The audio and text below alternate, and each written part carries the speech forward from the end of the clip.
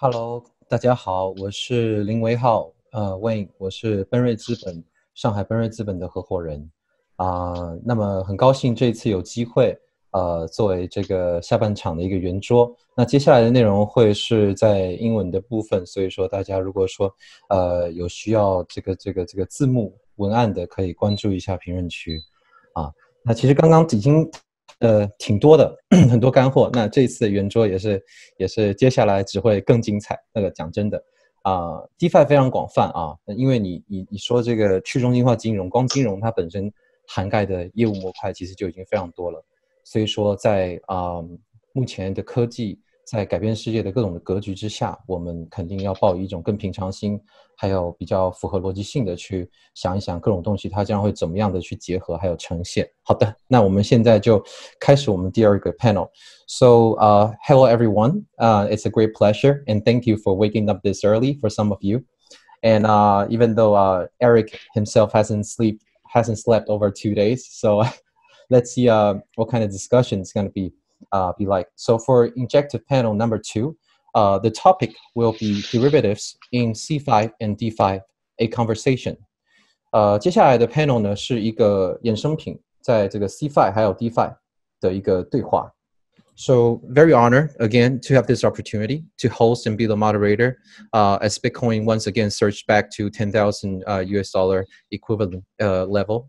So for this panel, we are going to have Ricky, co-founder of Autonomy, Hassan, vice president and portfolio manager at Arca, Wilfred, managing director for Enigma Securities Limited, Nasir, portfolio manager at Virtual Quantitative Research, Calvin, DeFi researcher, Delroy, Injective protocol advisor.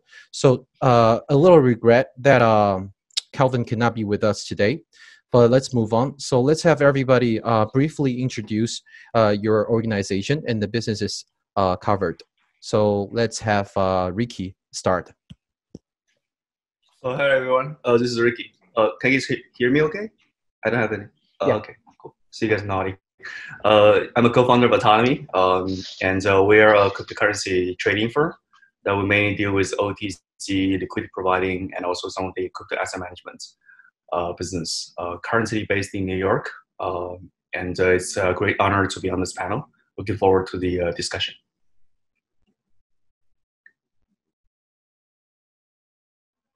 Okay, thank you, Ricky. So next, let's have Hassan do an introduction.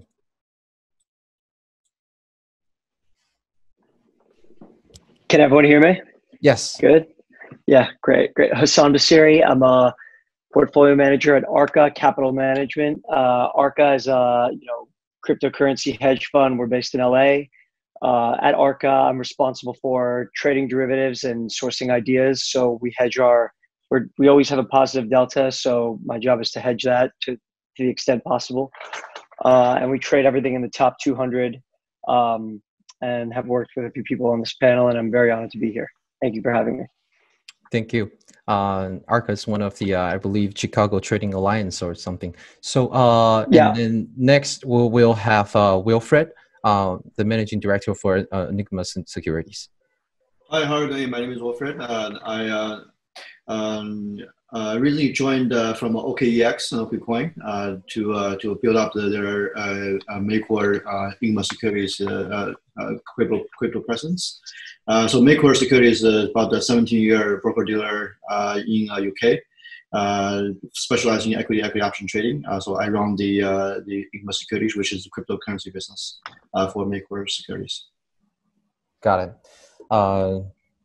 Former OKEX. Let's and then let's move on to Nasir.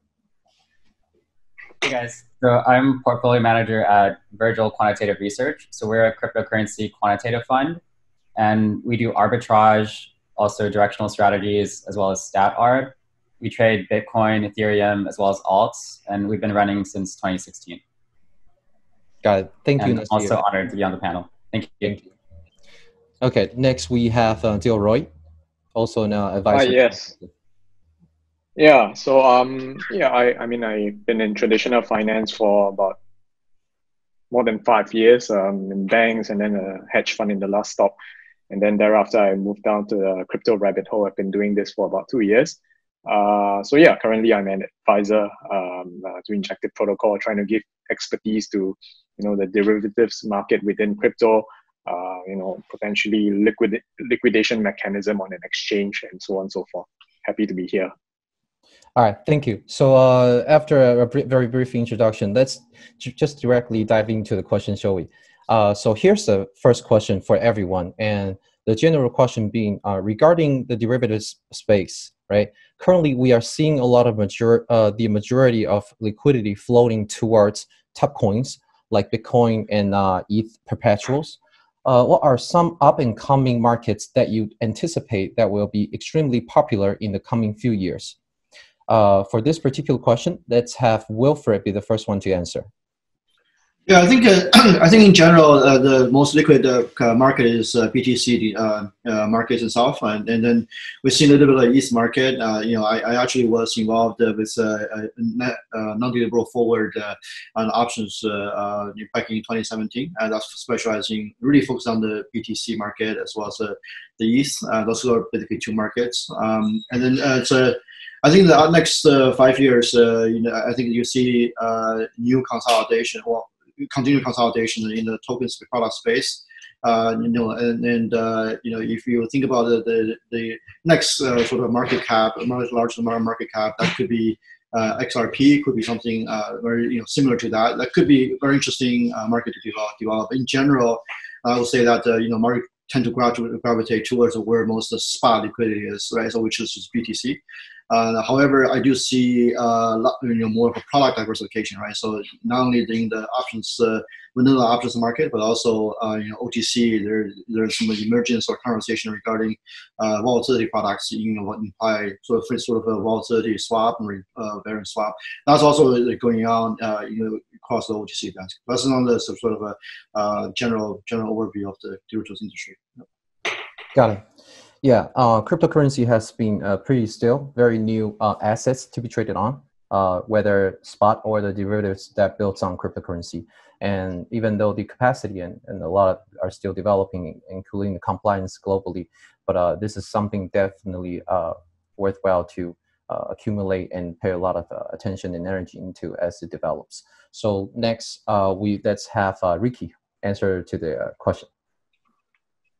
Oh yeah, I agree with Wilfred that this is going to be a lot of interesting stuff going on, especially in derivative space going forwards. I think the evolvement or evolution of the product developments in crypto is nothing different from actually traditional finance, right? Whenever you have like commodities like it used to be, we first have spot market, and there's enough spot market participants. We'll build derivatives on top of it, and then futures first, and then options, and then a lot of the option-based, I would say, different strategies that are brokerage firms and also buy-side clients like to execute on top of it, right? I think the crypto is definitely heading towards that, especially for the larger tokens. But I think what seems to me is far more interesting is actually I think the derivatives on top of the altcoins. We've seen Binance has taken a significant effort towards providing margin. It's not technically derivative products, but it does provide a leverage against some of the altcoins, and I can see that volume has definitely boosted up a lot of the altcoins liquidity. I think going forward, we'll definitely see on that horizontal developments, we're going to see a lot of the maybe futures, perpetual swaps, even going forward, options on top of those altcoins. So I think this is going definitely in two different dimensions. And I think both dimensions is going to have a very, I would say, effective financial products for us to trade. Got it. Yeah, a lot of even though in the spot market we're still seeing a lot of turmoils and uncertainties, but with derivatives it creates so money itself is very profit oriented. So with derivatives, with compliance regulation and the markets maturing and build up infrastructure done, we can definitely see the reasons for a lot of larger funds coming in, which will increase the capacity and which might circulate back into perhaps the spot market and other projects or efforts in the ecosystem. All right, let's have Gilroy.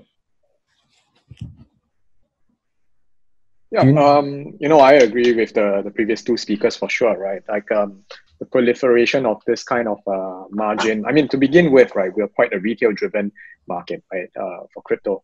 So, there's an element of gambling for sure, and that kind of provided the first spark. And then as institutional players come into the scene, there is the need to hedge, be it a mining from a miner's requirement, or another side of it is to put on leverage to manage your risk on either the downside to the top to the upside, right? Because of some collateral considerations, right? So that's why you use margin. So yeah, it's definitely relevant. It's definitely going to become bigger as the entire market cap of the space becomes bigger, right? In terms of getting into what sort of products, I think the space has very innovative people, right? We're constantly thinking about what's the next popular product to come about. Right here, right now, it's unfortunately still within Bitcoin. But eventually, as you get better liquidity into the base layer, into the spot market of other alts, right? Then you gradually have the proliferation of margin and leverage on these other products. Yeah, and it really depends on also the entities to create these products, to have it safe and good to use, and reliable. And then of course, as users trust the systems, right, they're able to utilize them and expand it further. Yes, risk control the system. Again, the infrastructure got to be there, and then once we so derivatives itself can be used for arbitrage, hedging, and definitely speculation. Even though we're seeing a lot of speculation mainly used in the cryptocurrency right now, but then the others should come up, and then we should have a much more well-rounded ecosystem. So next, Eric, you're up. Yeah, I think the previous speakers covered a lot of topics really well. Yep. So I'm going to kind of pick somewhat of the less popular ones, just to kind of get a bigger picture for everyone. So I think there's a lot of avenues that's being covered currently within the OTC market. Specifically, currently a lot of derivative demands are being mainly driven by either miners or stakers or basically primary market drivers, I would say, or primary coin participants in a sense. But we start to see a lot of up and coming newer growth industries. I guess in this sense, the VC industry in crypto is already pretty big, but it's not being the secondary market for it isn't I guess as actively traded as obviously the top coins and all the post-launch coins.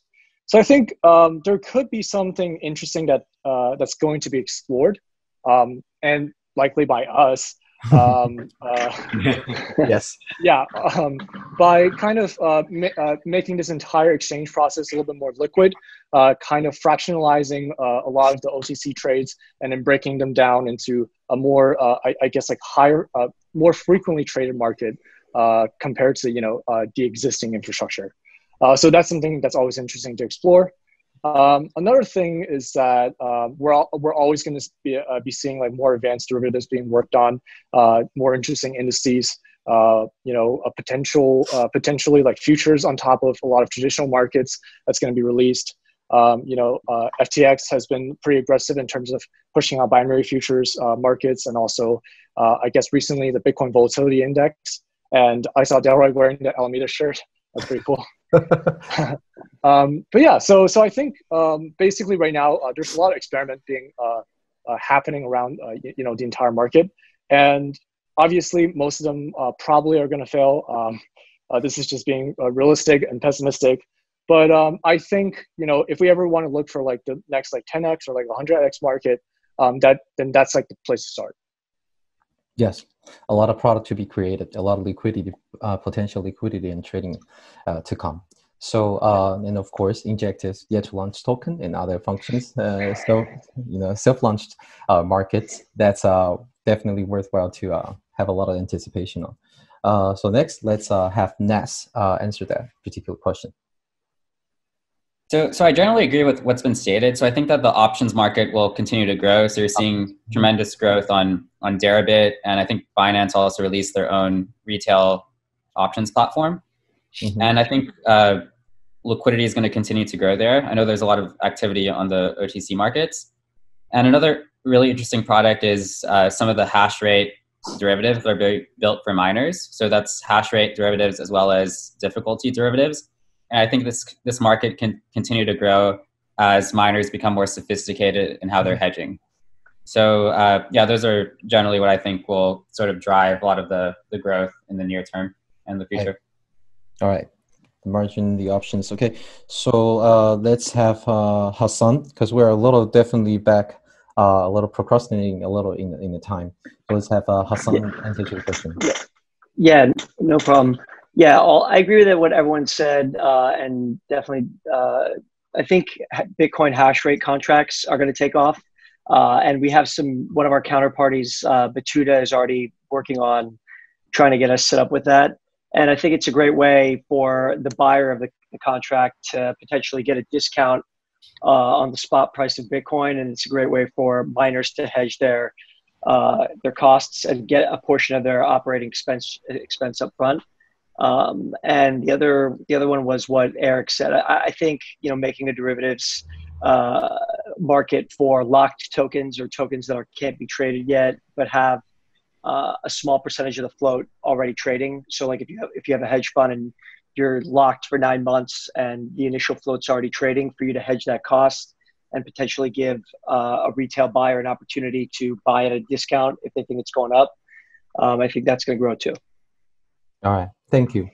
So thank you everyone for the answers to the first question. Apparently, a better variety of healthy, appropriate markets and a lot of will bring more liquidity, healthy liquidities into the crypto, not only into derivatives but also into spot and all other places. And then we should see healthy transfer of funds and actions from pure speculation into more hedging and other stuff too. So let's move on to the question for each one of you. So first, Wilfred, in light of the recent events with D4's Uniswap and BZX, do you believe that the current yield on DeFi products have priced in the security risk? If not, what do you expect the premium and discounts will be? Yeah, I think that's a very tough question, right? Because if you think about securities risk and that roll into the operational risk, if you came from a financial sort of traditional financial institutions, it's very hard to quantify operational risk. I think if very basic from very basic perspective, the DeFi network DEX itself is really a software product, right? Software products is subject to human errors in the coding, and we all done some programming in the past. We know how difficult it is to debug thousand lines of code, right? So I think the first step is to realize the platform has a technology requirement, meaning that you have to have code audit, you have to have A/B tests for all number of scenarios and so on. So that's very important. So there should be some type of overlay, the risk, sort of cybersecurity or programming audit security associated with it. This is very hard to quantify. What does that even mean quantitatively? With respect to a probability of default for a particular particular platform or product, and then what's loss given default given the mechanism of the DeFi network, right? Right. You can associate with that, and then you can come up with a sort of risk premium, if you will. So I think it's very hard to quantify right now, but I think that because the risk is binary, as a trader, you don't want to do something that's you don't want to pick up pennies in front of Steam, on the train. So I think the premium could be, in my view, my hunch is that could be a little bit larger, could be significantly larger. But I think as a product, just need to wait and see some of the product matures. I think it will benefit the whole ecosystem. Got it. So definitely need more time to mature for all the products and markets, and then we can see to quantify the risk into, say, premium or discounts. All right. So thank you for the answer. That's next we're going to have Dilroy. So your question is, recently we're starting to see the liquidity flight from a top derivatives exchange like BigMax as a direct result of the recent market event. It calls into question the immense power a derivatives exchange can have and how it can potentially abuse the power. So do you think that provably fair derivatives exchanges like DEXs are worth the trade-offs in performance? Or do you think that the users will simply shift their trust towards the next exchange with a stronger, better track record? Yeah, I'll start the answer by this statement, right? Like, and then everybody uses it these days, right? Big liquidity begets liquidity, right? So in layman term, what it actually means, right? So if you start with one single place where there is plenty of liquidity and plenty of outlets for people to trade on, to exchange, to have healthy exchange of price and have and the price discovery for that matter. So then this would further on encourage like more participants to get on to trade, right? So this was the situation with BitMEX, right? It's a pretty good system right from the get-go, right? It was established by a bunch of people with traditional finance background. They know how to connect the connectivity. They know how to build out the system with relatively good connectivity, right? And then as the system gets overwhelmed, right, in periods of stress, it breaks down a little bit. So this is the issue over here. Is BitMEX entirely at fault, or these top derivative exchanges, are they entirely at fault? I take it with a pinch of salt. It's easy to blame and cast a shadow of doubt that the liquidations were unfair and so on and so forth. And that's why there's the purpose of the insurance fund, and behind the scenes there's a lot of back channeling to try to settle with counterparts that bankrupted their accounts.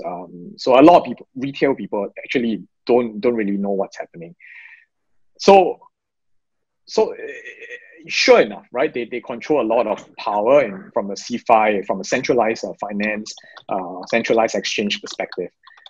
Is this going to change in the short term? I don't think so. Unfortunately, centralized exchanges have the most control. They have the best, infrastructure to build on, right, to begin with. However, the reason why we are all rather constructive and we hope to we cast our hopes to Injective protocol, the likes of Injective protocol and other DEXs, right? It's because potentially with innovation and with technology catching up with ideas, you can eventually build something that is better than the incumbent, which is something like BitMEX or the other big exchanges out there. This is not in any way to this what we have, right? So to answer your question, right, like, do they control a lot of power? Yes, right. Will users eventually shift? Only if it's reliable, only if it's stable, and it offers something that they want to use.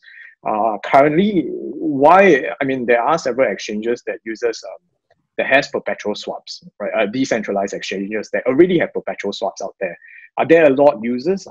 Is there a lot of liquidity out there? I don't think so, right? So that's why, as institutional players or even retail players with who trade size, they much rather stay on centralized exchanges. It's easier to manage risks for that matter and get on or get out of positions that they want. As opposed to decentralized exchanges, of course, you have the perks of privacy and managing your own wallet and so on and so forth.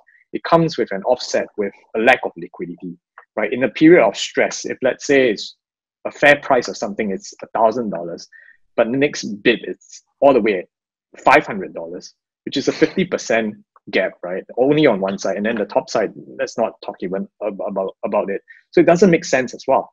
So really, it's a difficult question. It's a simple question to ask, but it's a very difficult route to give a perfect answer, right? That's why we have things like Injective protocol to add to the mix, even among so many DEXs out there. Yes, thank you. So it kind of reminds me of like when I was in college, the electronic books were coming out, and then I went to Babson College in Boston, and then we were just discussing with my college friends that whether electronic books will be completely 100% replacing paper books, right? Apparently no. And also for smartphones, right? Apparently no.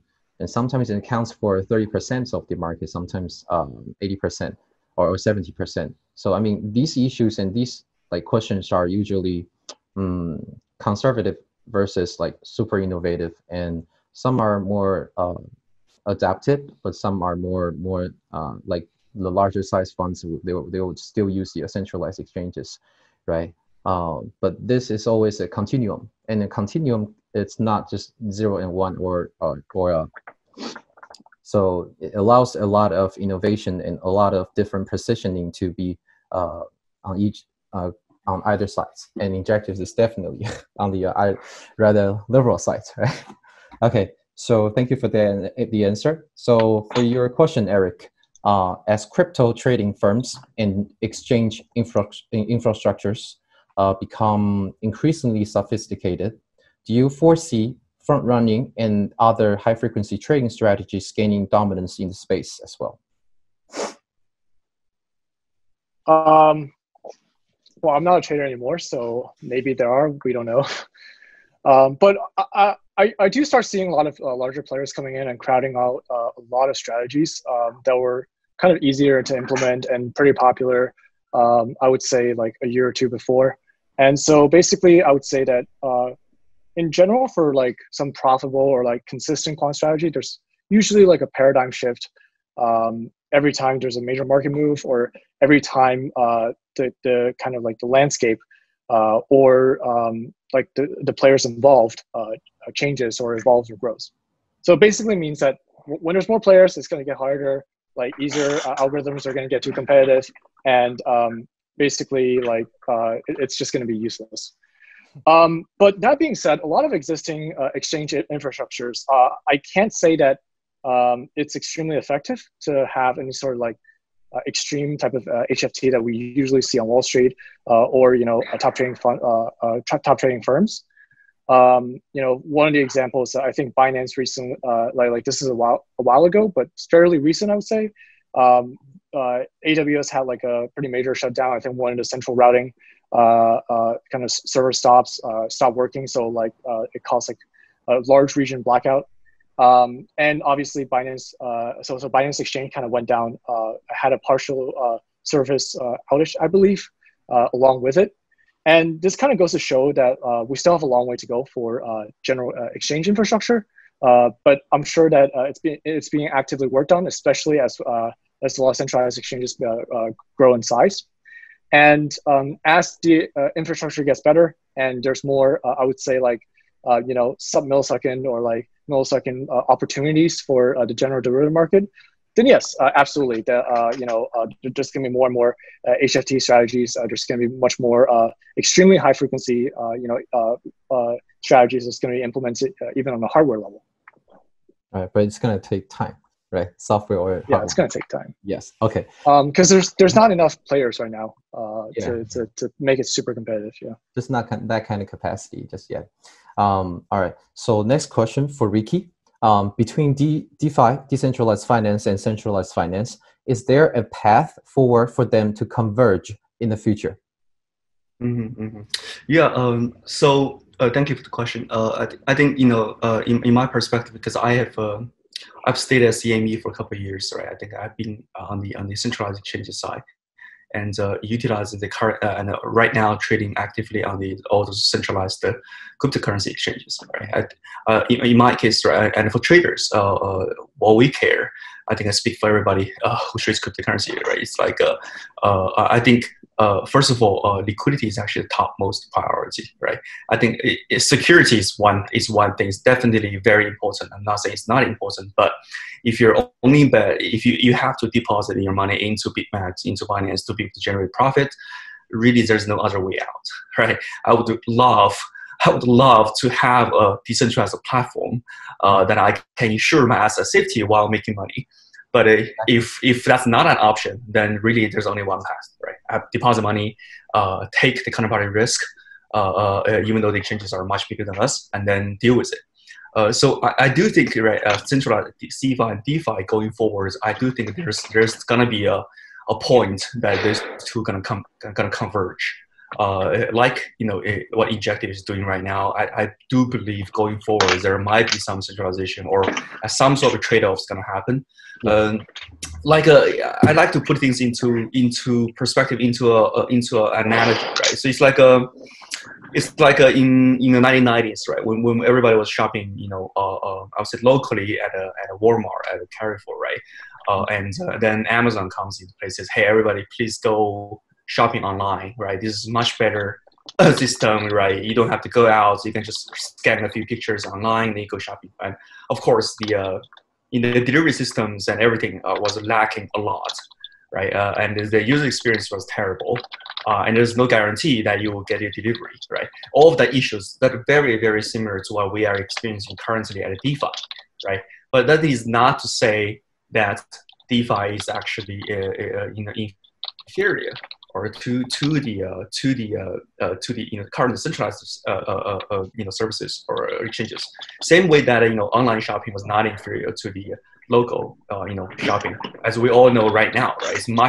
It's actually much more effective, right? But going forward, when we actually finish this infrastructure building stage, like Compound, Injective, Dharma Protocol, those guys are striving to do, right? Once we achieve that tipping point, I do think that centralized exchanges, decentralized exchanges, I think there's going to be sort of a way of trade-off that actually works out, and then we can enjoy the benefits of both, right?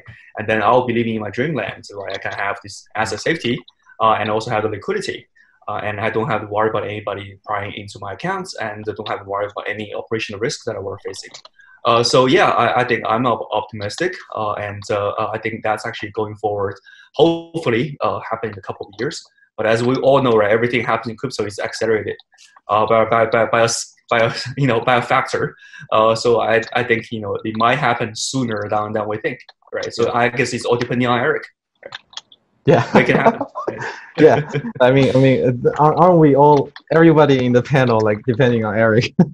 So yes. Yeah, I mean, again, it's a continuum, right? And it's going to take time. And a lot of people have been talking about DeFi and talking about how Uniswap and all the things that happened to D-Force and else. But it's like, to me, it doesn't make too much sense. Like, just summing it up into one question that we're trying to answer, us as perhaps pioneers or early adopters or builders. It always comes down to, for example, for autonomy, whether this particular place is worthwhile for you to trade on, right? And are you able to conduct the risk control? So especially for Injective, I believe definitely the first step will be to whether Injective DEX will be valid for autonomy to trade on. These are the questions that's right in front of us, and then I can definitely see how they are going to converge somehow pretty simple or rather intricate into the future for DeFi and CeFi. So next question, let's have Nas. So your question is, what sort of black swan type events can you anticipate happening in the future relating to DeFi platforms and DeFi derivatives? Should DeFi platforms be careful in choosing the collateral that they allow to be posted? Well, thank you for the question. So I believe the collateral will be put to test on various DeFi platforms, and further, platforms should be careful about what collateral that they use, given the volatility in the market. So as you guys might know, there was the incident that happened March 12th and 13th, where there was tremendous volatility in the cryptocurrency markets. And there was actually an hour where the price of ETH dropped around 30%. So that caused a lot of disturbances in MakerDAO, and MakerDAO worked in a way that was very unintended, given that there was also a lot of network congestion on Ethereum. So basically a lot of collateral was liquidated for zero DAI. And I believe that this sort of incident, you can call it a black swan incident, is going to continue to happen if DeFi platforms don't address the underlying issues. So you guys might have heard of Synthetics. Their token is SNX. So Synthetics is a platform that requires a 750% collateralization ratio.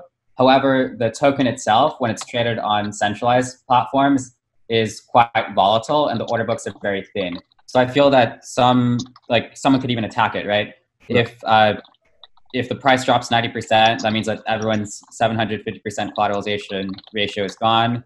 And what really happens then? I think that there are a lot of sort of, I guess there just needs to be a lot more done on the DeFi collateral side. I believe that Synthetic is actually addressing it by adding Ethereum as collateral. Mm-hmm. But I do think that we really need to scrutinize these platforms and really understand their underlying behavior. Mm-hmm. And I guess to answer really the second part of the question, and you mentioned this earlier, you had the incident with DeForce, and I believe that they weren't very careful about the collateral that they were choosing. So they allowed, I think it was IM BTC and IM tokens to be traded on their platforms. And those follow an ERC 777 standard. So that essentially allowed the hacker to continuously call the Uniswap smart contract and withdraw funds before external balances could be updated. So I think that we really need to scrutinize the security of these platforms and really understand the collateral that is on them. So that's my view. Got it. So definitely the platform itself needs secure scrutinization, and a lot of works. People have to be very careful when comes to these kind of issues, and also the very understanding the fundamentals or traits or characteristics of any assets to be using as a collateral, right? So next, thank you, Nes. So for the next question, we have Hassan. So your question is, what do you think the biggest challenges are for Injective launching locked token trading? Great question. I was talking to Eric about this. I think it's two. There's two things. The first one is generating sufficient interest in the token that's going to be launched, right? So you'll have something like a very good example is like Polkadot, where it's not launched yet, but there's a lot of retail hype around the token, and there's a lot of people that want to trade it. Some of the smaller tokens like Solana that just launched, where the float's maybe like 10% of total circulating right now. Yeah, you can launch a locked decentralized trading platform for it. But how much retail interest is going to be in Solana? You can argue a lot because it's on Binance. But I think generating sufficient retail interest in these tokens so that you have someone else on the other side of the VC short to take the long is a big deal. And then the other one is, I think someone touched on it earlier, but margin requirement, right? Because the person hedging out their risk is an insider. It's a VC who has all the information on the token, knows everything about it for the most part. So that person should have to put up a lot more collateral to be able to hedge that position. And whether they're going to want to do that, whether that's a good use of capital for them to basically hedge out that price exposure, is that something they're willing to do? Mm-hmm. So I would say those two things is retail interest in the tokens you're listing so that it trades. As we said, liquidity begets liquidity. And two is collateralization requirements. Right. So Eric, be very careful with the collateralization requirements, right? Well, I mean, yeah, but you need a happy medium, right? You can't have like 700%, 800%, 900%, but you also shouldn't have. Yeah. You can't let VCs run over retail, or pretty soon we're not going to have any more retail. Exactly. There's always a balance there. Okay. Yeah. Right. Perfect. So thank you, Hassan, for your question, your answer. Now we have the question for everyone. Let's have one more question for everybody. So this general question is, from your day-to-day job, what infrastructure in the decentralized and centralized crypto ecosystem that you wish to see improvements the most? And what is your biggest daily annoyance relating to the DeFi and CeFi? Let's have Ricky answer first. Yeah, I think I'm probably the one among everybody suffering the most. As we trade actually ultra high frequency, as well as like hours and dailies kind of holding strategies.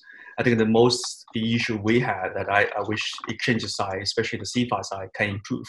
And this applies to DeFi as well. Is actually the stability, of messaging, right? Messaging in general, market data, trade. Order sending, order status query, everything, right? I think that's we're fine. I think the traders are in general fine with a fixed amount of latency, right? If I access Binance or access Injective, can happen in a fixed amount of time, like 60 milliseconds, which is centuries long compared to traditional HFT trading strategies. But for us, it's like we don't really quite care like how fast we can get, but we care about can we get a stabilized latency across different market conditions, right? It's like normally we can get a some milliseconds level, and then like in March 12th, right? They pretty much all the exchanges stops responding all together, right? That was actually a pretty scary moment, right? And coupled with events like withdraw disabled, and order book not showing. It was just it was just pretty it is a disaster to risk control. And also, I think I totally change guys, right? It's actually permanent damage to my emotional health, right? I think everybody feel the same way. So I think that's what I want to see them to improve, right? It's stability, and the same thing applies for DeFi side as well. I think it's okay that it's like 1 second confirmation time. It's okay to have a fixed amount of it, but as long as it's stable across various different market conditions, and then we can adjust our risk control or algorithms accordingly, and then now put our mind at ease. Yeah. Right.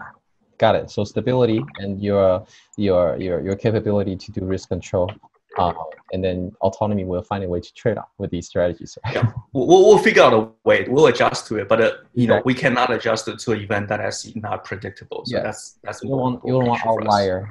You don't want outliers happening.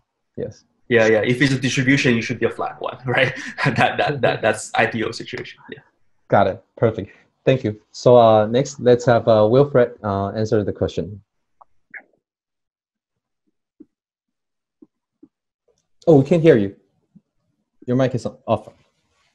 You're on mute. Thank you for that question. Yeah, so currently we are not participating in any of the DeFi network or DeFi exchanges.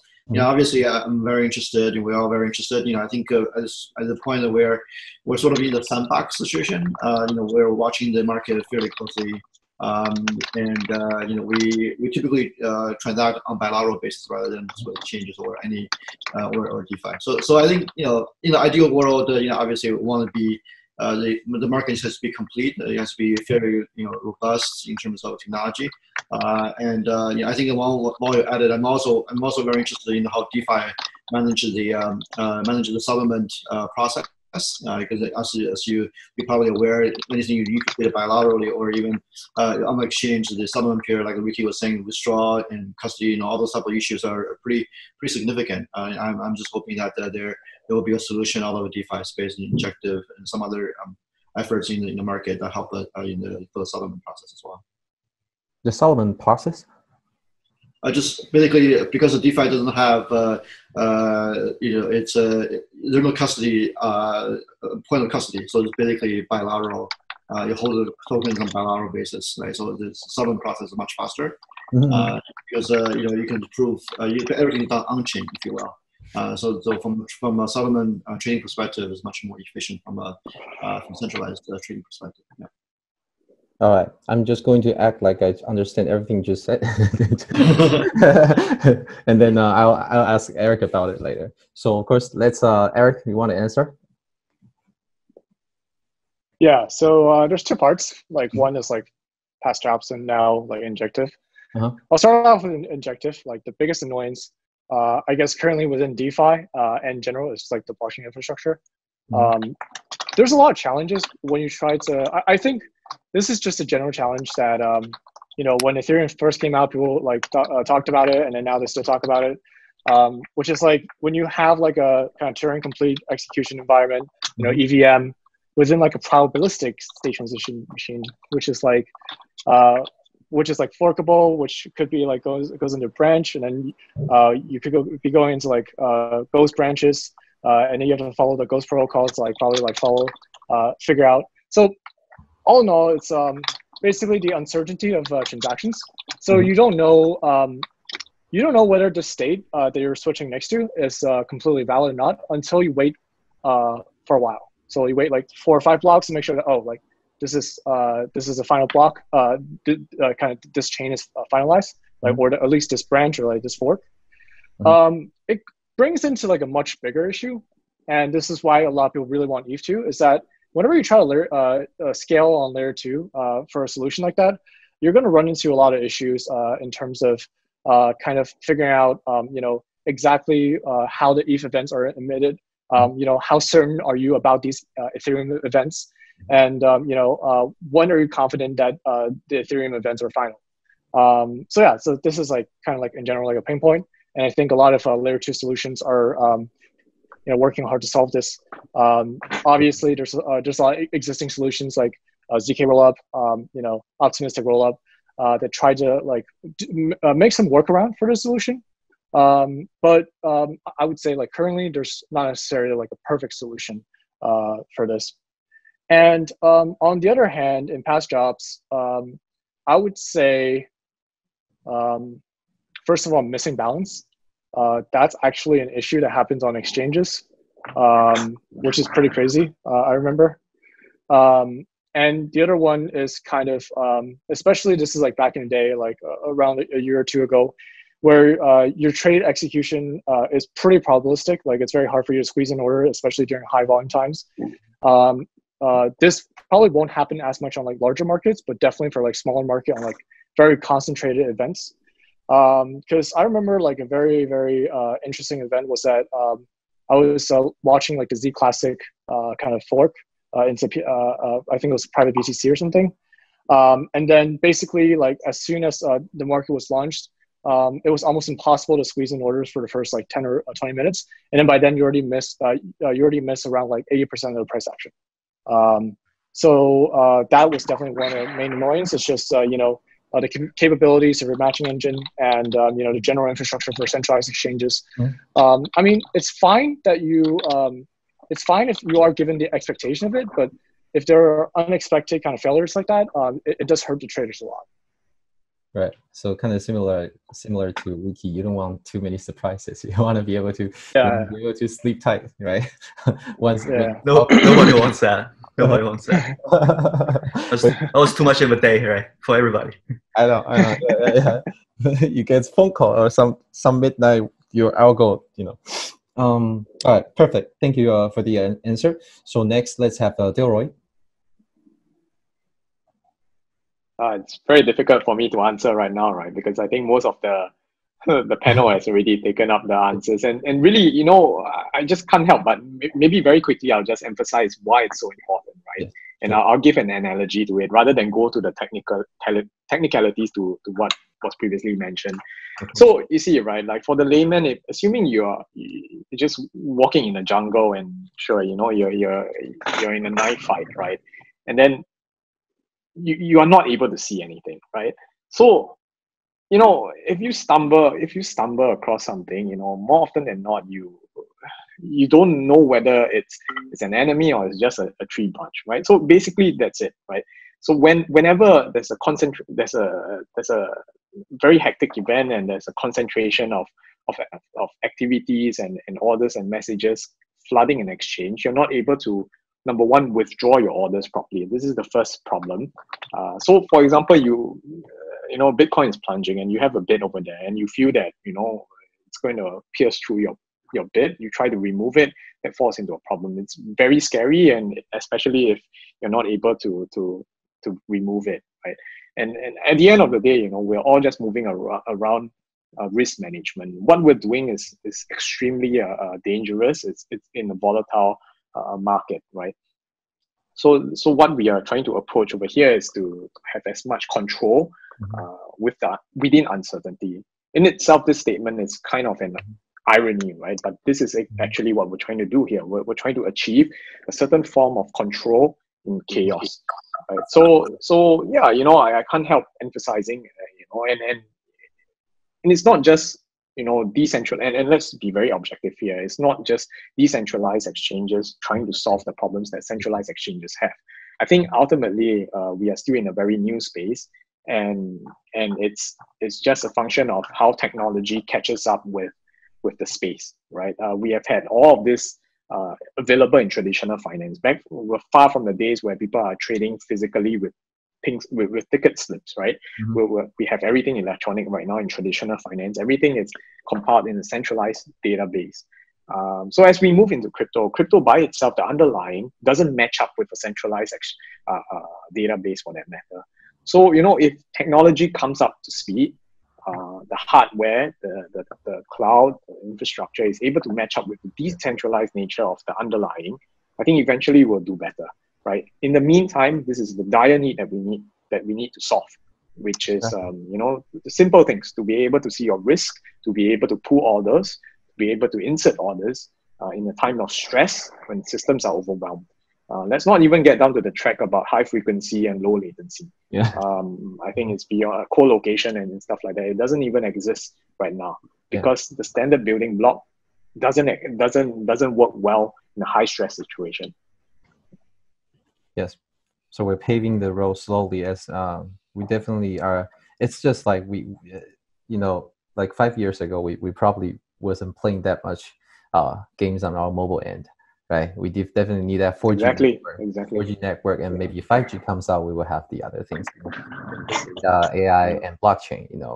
When data is sorted and organized much better and better usable. That's so technology catching up, and then we just have to be very careful in doing as much controlling as we can along the way, and see how many black swans we can escape before we reach a certain point of stability. All right, perfect. Thank you for the answer. And next, let's have Hazir. Nas. Oh, cool. Yeah. So I guess like on the CeFi annoyance side, I kind of had to echo a lot of the previous thoughts where for example, API limits might not be constant across exchanges, or APIs sometimes change without warning, especially in the past. And before, there were even a lot of undocumented endpoints on the various exchanges. And also on the liquidation engine side, there's been a lot of instances where things get overloaded. And BitMEX has been notorious for this. And just kind of a general thought, like there's just a lot of counterparty risk across the exchanges and unpredictable downtimes. And I think that's something that's like a very large annoyance across the CeFi space. And then kind of on the DeFi side, kind of to reiterate some of the previous points, like I just think that in general, like it takes basically just there needs to be a lot more auditing of the smart contracts on DeFi, because if people are trusting their money on it, I think they get very scared from incidents like DeForce and MakerDAO. I think MakerDAO even has a lawsuit against them. So I think that there just needs to be more done addressing what happens in these black swan scenarios. And I think that it's good that they're all happening now, because then we could continue to iterate. Exactly. Before the whole crypto capacity goes to, say, how many billions, right? Thank you for that, the answer. And then lastly, let's have Hassan answer that question. Yeah, nothing too much nothing too different than what my colleagues have said.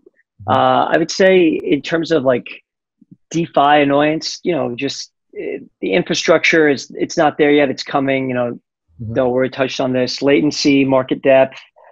We personally at Arca, we don't participate in any like lending protocols or anything like that. We don't try to generate yield like that, because from an LP perspective, telling an LP that you lost a few $1 million of capital trying to generate 10% yield, it's very hard, and it's reputational risk that you as a fund carry.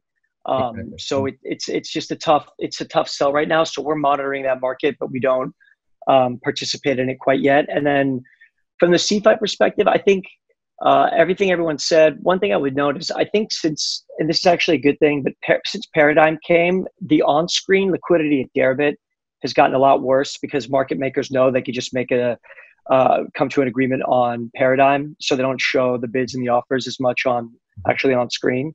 And I just think as the option space grows, I know Binance is doing it, but you can only buy the options, so they're just raking in that theta.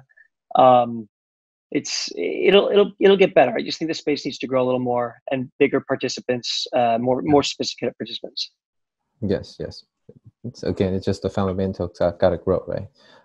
Yeah. Thank you so much. And then it's been quite some time right now. So let's have one last question for everyone, and this will be an easy question. So how do you see Injective fitting into the bigger picture into the future, right? And what expectations would you have for Injective protocol to elevate potentially the entire trading space?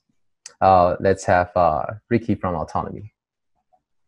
Yeah, I mean, of course, we're a big fan of the protocol, right? I think the first thing that I think hoping Erica will do, right, is actually, of course, is as I mentioned, stability, right? I just want to repeat that. I do for everybody, all the trading firms. I think the first thing we evaluate whenever we integrate it into a new DeFi protocol, right? We run some stress testing, we run a lot of the functional testing, new testing, whatever. But the overall end goal is actually how can we trust this, right? You see, if you one example is like if you response time have a variation of between 1 to 30 seconds, right? Even though most of your response time is actually around 2 seconds, but in our risk control, in our engine, we actually have to treat it as 30 seconds, right? That's it, right? So all this wonderful work you have done to optimize your platform to reach an average of 2 seconds, and then it really becomes, I would think, effort wasted, right? But I have no doubt, right? This new infrastructure and the new framework that Injective is proposing is going to achieve that. All right, perfect. Any other expectation besides stability you want Eric to be paying attention?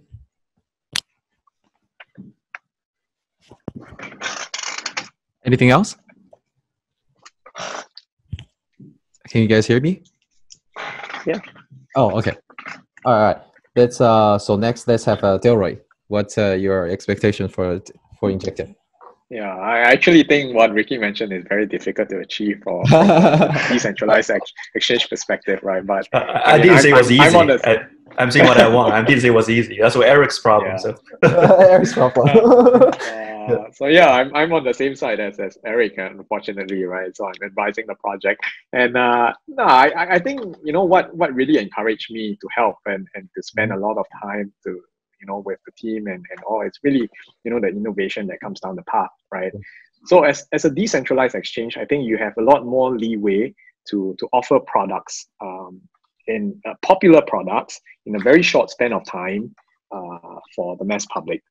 This is not to say let's manage expectations over here. This is not to say that the product will always be topical and with high volume, right? I'm just talking I'm just referring to something that could be interesting for a short period of time for whatever reason. Maybe hash rate futures is very topical right now.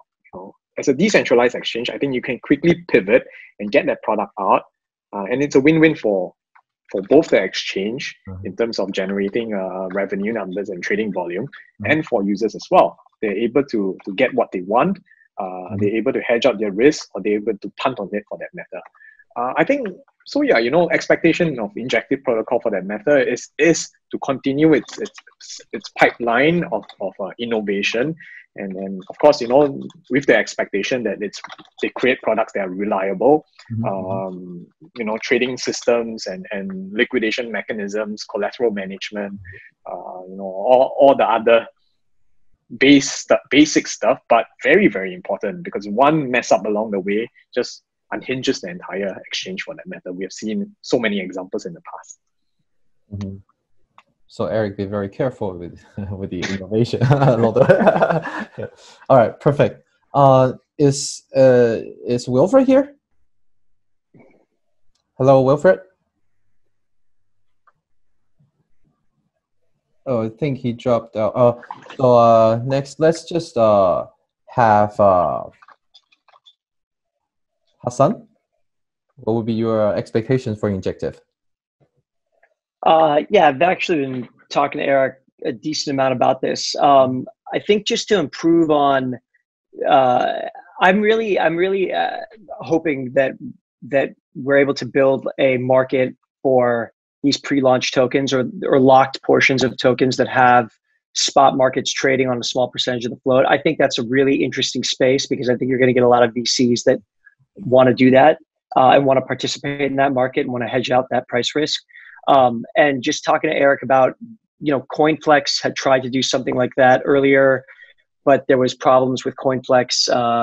It's again early stage crypto exchange, but the problems with CoinFlex were the UX UI wasn't intuitive. It wasn't like a crypto native platform that people were used to seeing. It looked more like a professional trader's platform that you'd see on Wall Street. So that was a big learning curve for a lot of crypto retail traders that weren't used to seeing something like that. And then the other thing was just, making sure you find a way to generate that type of interest and liquidity in the tokens. And I'm looking forward to working with Eric on that because I think that space is greenfield right now. Yes. So. Yes. We kind of want to see polka dot. Listen. Yeah, no, dots are interesting, Yeah, and Injective would be the one to list, sooner at least. All right, perfect. Let's have Nazir. Sure. I kind of want to echo that thought because I've talked to Eric a bit about this as well. I think that there's this tremendous opportunity for essentially getting retail excitement with like SAFTs, the simple agreement for future tokens. And I think that's a market that could potentially expand quite a bit because you have sort of the VCs that might want to offload some risk. And then you also have retail that you can basically hype up a token and then get them interested in it. And I think that market, just like Hassan said, they ran the experiment with CoinFlex and Polkadot. And I think that there's a lot of opportunity to do it in a way that is more engaging towards a retail audience. So I think that's definitely an expectation I have for Injective because I think it's something that Eric understands the space really well and he's able to drive that forward. Yes, everybody is depending on Eric to bring in more. Right. All right, perfect. Is Wilfred here? Hello, Will? All right, that's fine. I guess perhaps some connection problems. So finally, we've come to an end. And then again, thank you guys for waking up this early, but that's not finished. Let's have, I would definitely want to see how Eric has expectation for Injective himself. So please, Eric, answer that question as well. I would say like my expectation is very simple. It's to kind of satisfy the need, the expectations of kind of what you guys all listed before. So, like you guys, basically everything that you guys are working on and all the institutions that you guys are working with are going to be our eventual target customers. I can't dare say that it is our current target customers just because we're still super early.